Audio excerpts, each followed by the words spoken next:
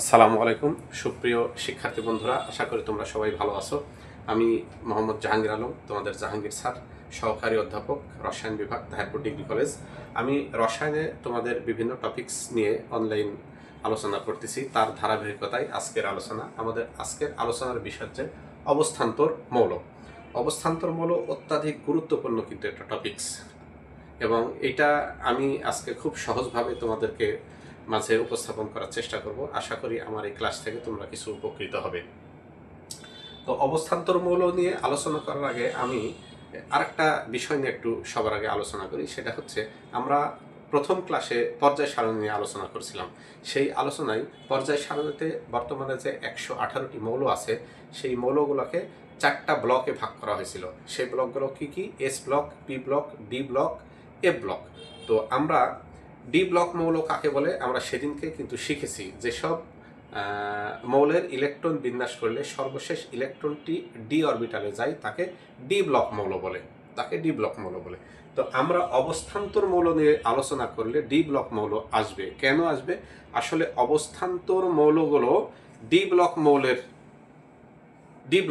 অর্থাৎ শুধুমাত্র D block মৌলেরাই কিন্তু অবস্থান্তর মৌল হতে পারে।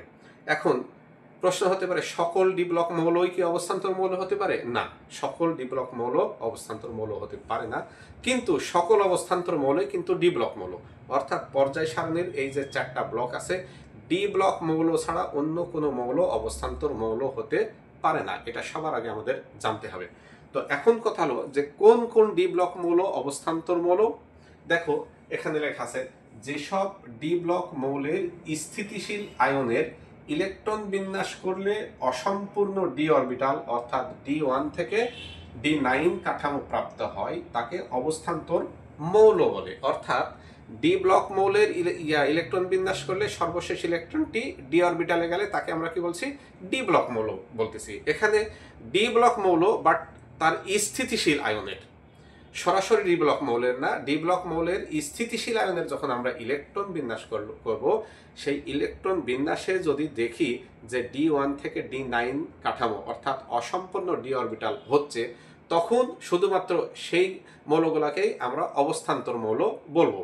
যাদের অসম্পূর্ণ ডি অরবিটাল হবে না, অর্থাৎ স্থিতিশীল আয়নের ইলেকট্রন বিন্যাস করলে পূর্ণ ডি অরবিটাল বা ডি অরবিটালে কোনো ইলেকট্রন থাকবে না, তারা কিন্তু অবস্থান্তর মৌল হবে না। শুধুমাত্র স্থিতিশীল আয়নের ইলেকট্রন বিন্যাসে D1 থেকে D9 কাঠামো প্রাপ্ত যারা হবে, শুধুমাত্র তারাই অবস্থান্তর মৌল। এখন দেখো, তাহলে অবস্থান্তর মৌল কাকে বলে আমরা একটু উদাহরণ দিয়ে একটু আলোচনা করতে পারি। আচ্ছা, আমরা এই যে ডি ব্লক মৌলগুলো কিন্তু ধাতু, আমরা সবাই জানি ডি ব্লক মৌল ধাতু। আচ্ছা, এই ধাতুর মধ্যে সবচেয়ে বিশ্বের সর্বাধিক ব্যবহৃত ধাতু হচ্ছে লোহা। এত পরিমাণে লোহা ব্যবহার হয়, অন্য কোনো ধাতু কিন্তু এত পরিমাণে ব্যবহার হয় না। তাই সেই লোহা নিয়ে আমরা একটু আলোচনা করি। লোহা, এই যে আয়রনের পারমাণবিক সংখ্যা কত? 26। দেখো, এইটা কি ডি ব্লক মৌল? আমরা কিন্তু একটু ইলেকট্রন বিন্যাস করে দেখতে পারি।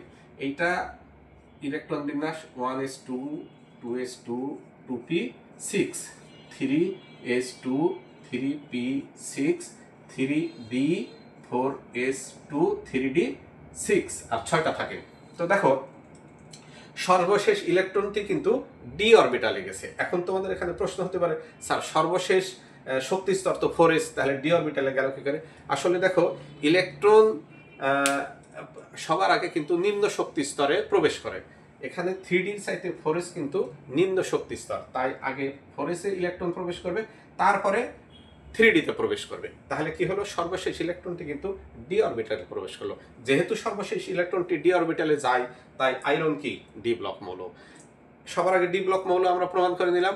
এরপর আমরা যেটা করব, এই আয়রনের স্থিতিশীল আয়ন কয়টা? 2টা।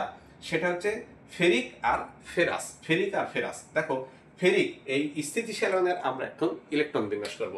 স্থিতিশীল আয়নের যখন ইলেকট্রন বিন্যাস করছি, তখন কি হচ্ছে? 1s2 2s2 2p6 3s2 3p6 3d6। আচ্ছা, এখানে দেখো ডি অরবিটাল কিন্তু অসম্পূর্ণ। আচ্ছা, এখন তোমাদের এখানে আরেকটা প্রশ্ন হতে পারে যে স্যার সর্বশেষ ইলেকট্রনটি প্রবেশ করলো ডি অরবিটালে, কিন্তু ইলেকট্রন 4s এর ইলেকট্রন 2টা চলে গেল কেন? দেখো, ইলেকট্রন প্রবেশের কিন্তু নীতি আছে 3টা।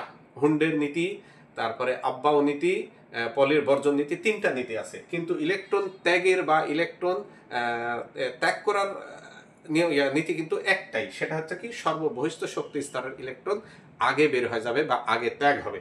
তাহলে যেহেতু 4s হলো সর্বশেষ শক্তি স্তর, তাই তার ইলেকট্রন দুটি কি হবে, ত্যাগ হয়ে যাবে।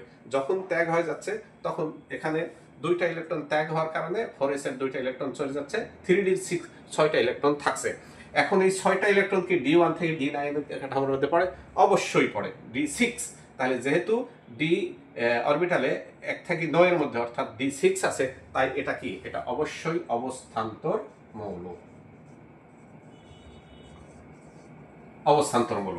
আচ্ছা, আয়রন ইক, দেখো ফেরিকের আমরা যখন ইলেকট্রন বিন্যাস করছি তখন কি হচ্ছে 1s2 2s2 2p6 3s2 3p6 3d5 এখানেও দেখো আয়রনের 3d অরবিটাল থেকে আরেকটা ইলেকট্রন কিন্তু অপসারিত হয়েছে। এখানে যেহেতু 3টা ইলেকট্রন অপসারিত হয়েছে, আগে 4s অরবিটালের 2টা হয়েছে, তারপরে ডি অরবিটালের একটা হয়েছে, হয়ে D5 কাঠামো প্রাপ্ত হয়েছে। D5এও কিন্তু D1 থেকে D9 কাঠামোর মধ্যে। তাই আমরা বলতে পারি আয়রন ইক এবং আয়রন আস দুটাই কিন্তু অবস্থান্তর মৌল। তাহলে আমরা এখান থেকে কি পেলাম? আয়রন প্রথমত ডি ব্লক মৌল, দ্বিতীয়ত তার স্থিতিশীল আয়নের ইলেকট্রন বিন্যাস করি আমরা যেটা পাইছি সেটা হলো যে আয়রনের 2টা স্থিতিশীল আয়ন, 2টা স্থিতিশীল আয়নই D1 থেকে D9 কাঠামো প্রাপ্ত হচ্ছে, অর্থাৎ অসম্পূর্ণ ডি অরবিটাল পাচ্ছি। অতএব আয়রনের স্থিতিশীল যে 2টা আয়ন দুটাই অবস্থান্তর মৌল। আশা করি তোমরা বুঝতে পারছো।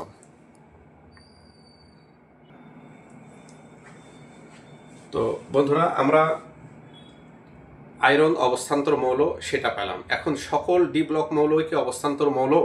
না, সকল ডি ব্লক মৌলই কিন্তু অবস্থান্তর মৌল নাই। দেখো এখানে জিঙ্কের পারমাণবিক সংখ্যা কত? 30। ইলেকট্রন বিন্যাস করলে জিঙ্কেরও কিন্তু সর্বশেষ ইলেকট্রনটি ডি অরবিটালে যাচ্ছে, সবার শেষে 4s এর পরে কিন্তু ডি অরবিটালে ইলেকট্রন প্রবেশ করছে। তাই জিঙ্ক কিন্তু একটা কি অরবিটাল, কি ব্লক মৌল? ডি ব্লক মৌল। এখন জিঙ্কের স্থিতিশীল আয়ন কি? জিঙ্কের স্থিতিশীল আয়ন হচ্ছে জিঙ্ক 2+। এর ইলেকট্রন বিন্যাস করলে আমরা যেটা পাই সেটা হলো 1s2 2s2 2p6 3s2 3p6 3d10। এটার ক্ষেত্রে দেখো যেহেতু 2টা ইলেকট্রন ত্যাগ করছে, তাই ইলেকট্রন ত্যাগের নিয়ম কোনটা? সর্বশেষ শক্তি স্তরের ইলেকট্রন আগে ত্যাগ হবে। তাহলে 4s অরবিটালে যে 2টা ইলেকট্রন, সেই ইলেকট্রন দুটাতে সে কি করবে? ত্যাগ করবে। 2টা ইলেকট্রন ত্যাগ করার কারণে ডি অরবিটালে কয়টা ইলেকট্রন? 10টা ইলেকট্রন। ডি অরবিটালে এই যে 10টা ইলেকট্রন, সেটা কি অবস্থান্তর মৌলের সংজ্ঞার মধ্যে পড়ে বা সংজ্ঞার সাথে কি সামঞ্জস্যপূর্ণ? অবশ্যই না। ওখানে আছে হলো D1 থেকে D9 কাঠামো প্রাপ্ত হতে হবে, এখানে D10। তাহলে দেখো জিঙ্ক কি ডি ব্লক মৌল, কিন্তু স্থিতিশীল আয়নের ইলেকট্রন বিন্যাস করলে অসম্পূর্ণ ডি অরবিটাল পাচ্ছি না, পূর্ণ ডি অরবিটাল পাচ্ছি। আর পূর্ণ ডি অরবিটাল হলে সেটা অবশ্যই অবস্থান্তর মৌল হবে না। তাহলে আমরা বলতে পারি জিঙ্ক ডি ব্লক মৌল, কিন্তু অবস্থান্তর মৌল নয়। এখন তোমাদেরকে যদি প্রশ্ন করে যে জিঙ্ক অবস্থান্তর মৌল নয় কেন, আমরা কি উত্তর দিতে পারবো? অবশ্যই আমরা উত্তর দিতে পারবো। আমরা কি লিখবো? আমরা জানি যে সকল ডি ব্লক মৌলের স্থিতিশীল আয়নের ইলেকট্রন বিন্যাস করলে অসম্পূর্ণ ডি অরবিটাল অর্থাৎ D1 থেকে D9 কাঠামো প্রাপ্ত হয়, তারাই হচ্ছে অবস্থান্তর মৌল। এখানে জিঙ্কের স্থিতিশীল আয়নের ইলেকট্রন বিন্যাস করে দেখা আছে যে ডি অরবিটালে 10টা ইলেকট্রন আছে, যেটা অবস্থান্তর মৌলের সংজ্ঞার অবস্থান্তর মৌলের নিয়মের পরিপন্থী। তাই জিঙ্ক কি হবে না? অবস্থান্তর মৌল হবে না, জিঙ্ক শুধুমাত্র ডি ব্লক মৌল। আশা করি তোমরা বুঝতে পারছো। শিক্ষার্থী বন্ধুরা, দেখো আরেকটি মৌল স্ক্যান্ডিয়াম।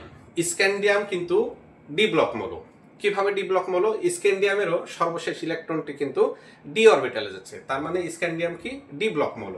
এখন স্ক্যান্ডিয়াম ডি ব্লক মৌল, এখন স্ক্যান্ডিয়াম ডি ব্লক মৌল হলেও এটা কি অবস্থান্তর মৌল? সেইটা আমরা একটু আলোচনা করে দেখতে পারি। স্ক্যান্ডিয়ামের স্থিতিশীল আয়ন হচ্ছে 3+, অর্থাৎ 21টা ইলেকট্রন থেকে 3টা ইলেকট্রন ত্যাগ হবে, ত্যাগ করবে স্ক্যান্ডিয়াম, ত্যাগ করে স্ক্যান্ডিয়াম কি স্থিতিশীল আয়ন গঠন করবে। তো আমরা এই স্ক্যান্ডিয়ামের স্থিতিশীল আয়নের ইলেকট্রন বিন্যাস করে আমরা একটু দেখি। ইলেকট্রন বিন্যাস করলে 1s2 2s2 2p6 3s2 3p6, যেহেতু 3টা ইলেকট্রন ত্যাগ করছে তাই এখান থেকে 2টা যাবে, এখান থেকে 1টা যাবে, এখান থেকে 2টা, এখান থেকে 1টা গেলে কি হবে 3d শূন্য হবে। আসলে ডি অরবিটালে শূন্য ইলেকট্রন থাকলে, স্থিতিশীল আয়নের ডি অরবিটালে শূন্য ইলেকট্রন থাকলে সেটা কিন্তু অবস্থান্তর মৌল হবে না। তাই স্ক্যান্ডিয়ামও কি, স্ক্যান্ডিয়ামও কিন্তু ডি ব্লক মৌল বাট অবস্থান্তর মৌল নয়। এখানে ব্যতিক্রম কিন্তু জিঙ্ক এবং স্ক্যান্ডিয়াম, এরা ডি ব্লক মৌল বাট অবস্থান্তর মৌল নয়। এক্ষেত্রে যদি তোমাদেরকে প্রশ্ন করে যে স্ক্যান্ডিয়াম কি অবস্থান্তর মৌল, তোমরা অবশ্যই আমি আশা করব উত্তর দিতে পারবে যে না, স্ক্যান্ডিয়াম অবস্থান্তর মৌল নয়, স্ক্যান্ডিয়াম ডি ব্লক মৌল। আশা করি তোমরা বুঝতে পারছো বন্ধুরা। আচ্ছা, এখানে আরেকটা প্রশ্ন হয়, সেটা হলো যে অবস্থান্তর ধাতু মৌলসমূহকে অবস্থান্তর মৌল বলার কারণ কি। আসলে দেখো, অবস্থান্তর মৌলকে অবস্থান্তর বলার যথেষ্ট কিন্তু কারণ আছে। অবস্থান্তর মৌলগুলোকে অবস্থান্তর মৌল বলার কারণ হচ্ছে এরা নিজেদের অবস্থার পরিবর্তন ঘটাতে পারে। এদের যে ফাঁকা ডি অরবিটাল অর্থাৎ অসম্পূর্ণ ডি অরবিটালে ইচ্ছে মতো ইলেকট্রনের পরিবর্তন ঘটিয়ে জারণ মানের পরিবর্তন ঘটায় নিজের অবস্থান পরিবর্তন করতে পারে। এই জন্যে এদেরকে অবস্থান্তর মৌল বলা হয়। আর এই কারণেই যাদের ডি অরবিটাল পূর্ণ থাকে বা ডি অরবিটালে ইলেকট্রন শূন্য থাকে তারা কিন্তু ডি ব্লক মৌল হলেও অবস্থান্তর মৌল নয়। আচ্ছা, অবস্থান্তর মৌলের কিছু বৈশিষ্ট্যপূর্ণ ধর্ম আছে। পরিবর্তনশীল জারণ অবস্থা, অর্থাৎ এরা জারণ মানের পরিবর্তন ঘটাতে পারে। ওই যে বললাম যে ফাঁকা ডি অরবিটালে ইচ্ছে মতো ইলেকট্রন সংখ্যার পরিবর্তন ঘটিয়ে জারণ মানের পরিবর্তন ঘটায়। এরা জটিল আয়ন গঠন করে, রঙিন যৌগ গঠন করে। পৃথিবীতে আসলে যত রঙিন যৌগ তার অধিকাংশই কিন্তু অবস্থান্তর মৌল, প্রভাবক রূপে ক্রিয়া করে। এরা বিভিন্ন বিক্রিয়ায় প্রভাবক হিসেবে ক্রিয়া করে, আর এরা প্যারাচুম্বকত্ব ধর্ম প্রদর্শন করে। সুপ্রিয় শিক্ষার্থী বন্ধুরা, আশা করি আমার এই ক্লাস থেকে তোমরা অবস্থান্তর মৌল নিয়ে যে জটিলতা তোমাদের সেটা কেটে যাবে। ধন্যবাদ সবাইকে। সুস্থ থাকবে, ভালো থাকবে, পড়াশোনা করবে, পড়াশোনার টেবিলে থাকবে। আসসালামু আলাইকুম।